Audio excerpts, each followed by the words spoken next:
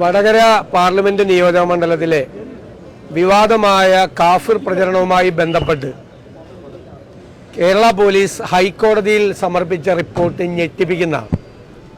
ഞങ്ങൾ പ്രതീക്ഷിച്ചിരുന്നതാണ്. പക്ഷേ CPMന്റെ cyber ഗ്രൂപ്പുകളാണ് red encounter തുടങ്ങിയ പോരാളി ഷാജി, അതുപോലെ KK ലതിക MLAയുടെ പോസ്റ്റ് ഏപ്രിൽ 25-ാം തീയതി അമ്പാടിമുക്ക് സഖാക്കൾ തുടങ്ങിയ 2 വാട്സാപ്പ് ഗ്രൂപ്പുകളിലും 2 FB പേജിലും മുൻ MLAയുടെ FB പേജിലും അടക്കം 5 പ്രധാനപ്പെട്ട കാര്യങ്ങളാണ് പോലീസ് കൊടുത്ത റിപ്പോർട്ടിലുള്ളത്.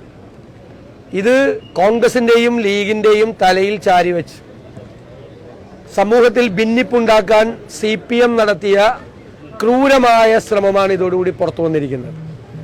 ഈ സംസ്ഥാനത്ത് ഒരു തെരഞ്ഞെടുപ്പ് നടന്നപ്പോൾ വോട്ട് കിട്ടാൻ ഏത് ഹീനമായ മാർഗവും അവലംബിക്കും എന്നാണ് CPM ഇതോടുകൂടി തെളിയിച്ചിരിക്കുന്നത്.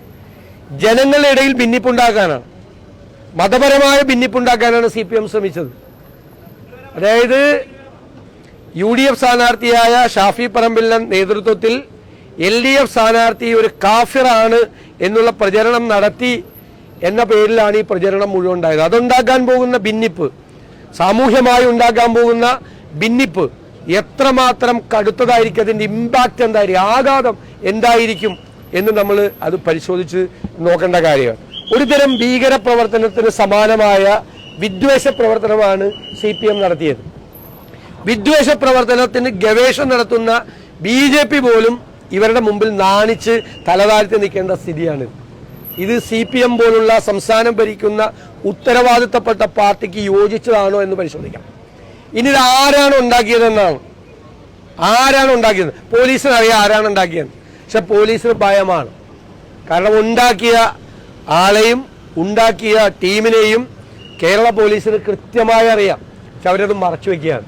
കാരണം ഉന്നതരായ നേതാക്കന്മാർ CPMന്റെ ഈ ഗൂഢാലോചന അന്വേഷിച്ചാൽ കേരളത്തിലെ ഉന്നതരായ CPM നേതാക്കന്മാർ കുടുങ്ങും. ഞങ്ങൾ ഒരു വിട്ടുവീഴ്ചയ്ക്കും തയ്യാറല്ല. ഞങ്ങൾ നിയമപരമായി ഈ കാര്യത്തിൽ അവസാനം കാണുന്നവരെ പോരാടും. മുഹമ്മദ് ഖാസിം എന്ന് പറയുന്നൊരു യൂത്ത് ലീഗ് പ്രവർത്തകന്റെ തലയിലാണ് ഇത് കെട്ടിവെക്കാൻ നോക്കിയത്, ഫേക്കായിട്ട്. ആ ചെറുപ്പക്കാരൻ കാണിച്ച ധീരതയാണ്. സ്വന്തം ഫോൺ കൊണ്ടുപോയി പോലീസ് സൂപ്രണ്ടിന്റെ മുമ്പിൽ കൊടുത്ത് ഏത് അന്വേഷണവും നടത്താൻ ഞാനല്ല ഇത് ചെയ്തതെന്ന് പറഞ്ഞു. അയാളല്ല ഇത് ചെയ്തത് എന്ന് വ്യക്തമായി. ചെയ്തത് മുഴുവൻ CPMകാരാണ്. CPM എന്തൊരു വൃത്തികെട്ട ഹീനമായ ഗൂഢാലോചനയാണ് തെരഞ്ഞെടുപ്പിന്റെ തൊട്ടു മുൻപ് നടത്തിയത് എന്ന് വെളിവാക്കുന്ന കാര്യമാണ്. ഇത് പരസ്യമായി ക്ഷമാപണം നടത്തണം. ഇത് ചെയ്ത ആളുകളെ നിയമത്തിന്റെ മുന്നിൽ കൊണ്ടുവരണം. ഇനി ഒരിക്കലും CPM പോലുള്ള ഒരു പാർട്ടി BJPയെ പോലെ സംഘപരിവാറിനെ പോലെ സമൂഹത്തിൽ ഭിന്നിപ്പുണ്ടാക്കാൻ വേണ്ടിയിട്ടുള്ള ഒരു ശ്രമവും നടത്തരുത്. അത് കേരളത്തിന്റെ പൊതുസമൂഹത്തിന് തന്നെ അപകടകരമായ രീതിയിലായി മാറും എന്ന് ഞങ്ങൾ ഈ അവസരത്തിൽ വിനയപൂർവമായ മുന്നറിയിപ്പ് നൽകുകയാണ്.